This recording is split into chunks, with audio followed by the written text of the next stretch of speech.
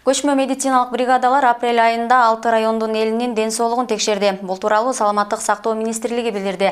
Министрлик уюштурган мобилдүү клиникалык борборлор КАМАЗ унаалары менен Чүй, Кемин, Ысык көл, Түп, Алай жана Чоң Алай райондорунда апрель айында 16901 адамдын саламаттыгын текшерген. Биринчи кезекте балдар, аз камсыз болгон үй бүлө мүчөлөрү жана пенсионерлер мобилдүү текшерүүдөн өттү.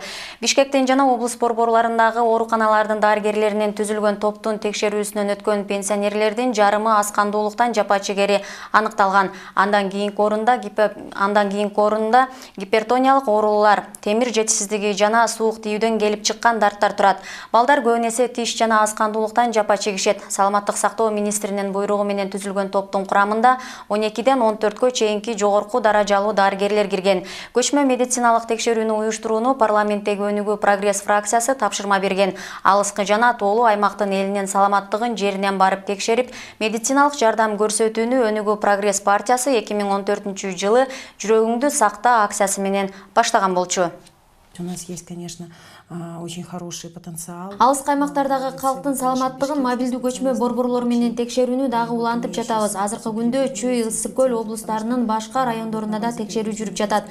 Жайында Жалал Абадта уланат. Бирок бир маселе жаралып жатат. Ал каражаттын жетишсиздиги. Мисалга, апрель айында эле көчмө бригадаларды чыгарууга 1 миллион 200 миң сом сарпталды. Бул негизи жарым жылдыкка бөлүнгөн каражат болчу. Населенные пункты.